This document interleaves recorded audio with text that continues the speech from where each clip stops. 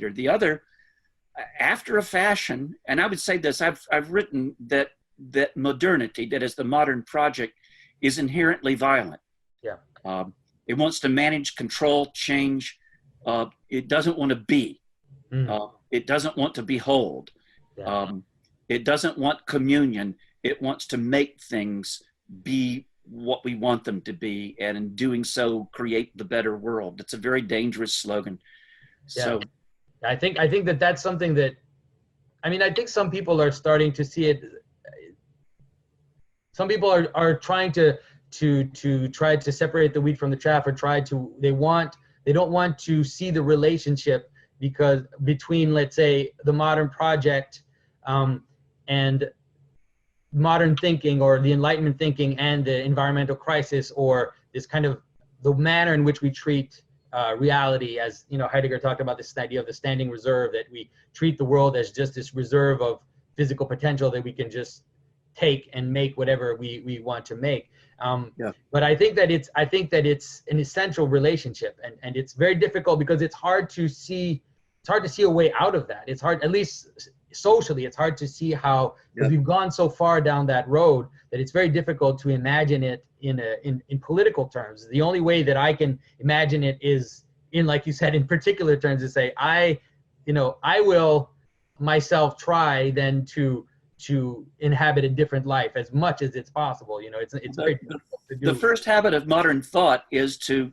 see something that's wrong and then think about fixing it. Yeah. And which is like, we leap to the political. Yeah, exactly. Because I'm going to make a better world, and think, no, that was the problem to start with. Be a better world. That the sort of, in the Christian spiritual tradition, if anything, it wants to tell us to slow down, to pay attention to who you are, to where you are, to pay attention to the particular. And of course, when I start talking like that, modern listeners get extremely nervous, because they're afraid if they do that, somehow or another, no one will pay attention to the larger world. Excuse me, I have a dog. All right. That was his greeting of the mailman. There you go. They have a particular relationship. But when we stop and slow down, and we're not going to control the world. The truth is, I like to ask people when they go all political about stuff, I kind of want to say, how's that working for you? When was the last time you thought it actually, changed anything? It mostly just changes and makes you angry. Yeah, and makes you feel self-righteous as well. That's what happens, is we feel self-righteous because we can look at the world and see how bad it is and say, well, shouldn't we change this? Shouldn't we change that? And we're not looking at our own sins, at our own frailties, at our own broken relationships. Yeah, one of the benefits of older times of living in a monarchy is you actually knew who you could blame. That it is the king.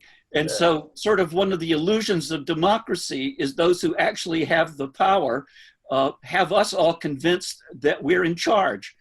And it's like in the Soviet Union, everybody voted for the same guy because you only had one candidate, but they were called like the Democratic Republic of so-and-so. Yeah, exactly. And so Solzhenitsyn writes and says, basically, refuse to participate in the lie. Don't do things you don't actually, agree to or whatever. It's sort of trying calling his fellow citizens back to the particular, and not being allowed to be abstractions. I as a Christian, I just don't know anything about how we change the world. I don't think that we're given that as a commandment. We're given commandments about how to live, how to actually live. And I suppose, you could do the math and say, if we actually live like that, it would add up to a better world. Exactly. But that's not my problem. That's in the hands of God. And when I start thinking like that, I've exchanged being someone who lives right to someone who wants to make everybody else live right. And there's the violence again of the modern world. And so instead, you slow down, you take a look, you start seeing beauty, you start living truth, you try to do the good thing, and and doing this in the face of the particularities made known to us, for me as a Christian, made known to us in Christ. This is what it looks like to do that. Yeah, and we have examples in history where we see how it actually changes. It actually does change the world. The example of the Christian martyrs is the most glorious example, where here are these people basically just saying, no, this is I'm going to stay true to what I believe, stay true to who I am, but I'm not going to fight the social system. I'm going to accept to die, and not protest, and then transformed the Roman Empire. It converted the Roman Empire. It's crazy to think that that's possible, but we've seen the Christian story do that.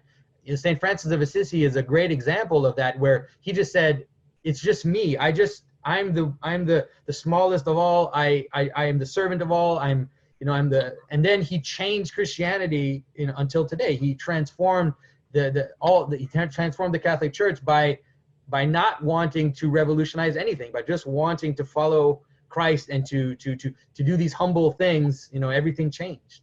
And it may not always work out like that, but a couple of years ago here in the U.S., and maybe still going on, big debates about guns and things like that. And you get on social media and there's just, no guns, lots of guns, hate.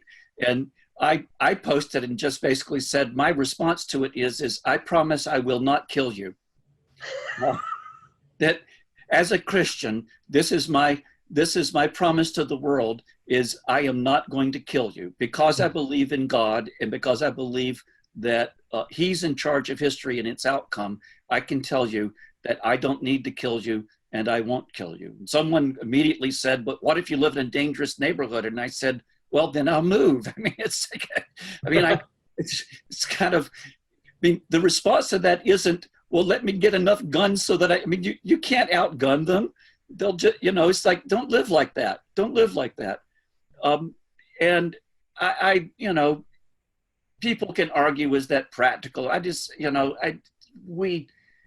All I can say is, bless God, it's not working out. That these things, and the arguments are endless, and people are never getting around to just living. I think this is a fundamental part of the Christian vision, is that we should live. Yeah. I think one of the great present tragedies in Christianity is the highly politicized things that are going on, in which many Christians are absolutely convinced that there's a culture war, and that their greatest Christian duty is to be a culture warrior. And you can get that from both left and right. Yeah, and, that's totally true. And in that, frequently, they're all engaging in generalities. The culture war is us versus them, and us and them are both generalities. And there can be no love in it. And there's no transformation. If either side won, you still wouldn't want to live in their world. Yeah. And I think that's, but at the same time, it's true that that's the hardest thing. It's so much easier to be, and I say that because I'm on social media, I'm on YouTube, I'm doing all this. Yeah. And it's a lot easier to do that, to comment on different posts, than to pay attention to the people who are around you, the people, to your family, to your neighbors, to the community that's directly around you, and engage with them, see them as people, and be that particular who is manifesting Christ and is seeing Christ in others, to the most that they can do. But we get pulled. I feel it. I feel getting pulled into political sphere. I try to avoid it. People on my YouTube channel know that sometimes I go a little bit in, and then I'm like, no, I need to get back, because it's a temptation. It's a great temptation.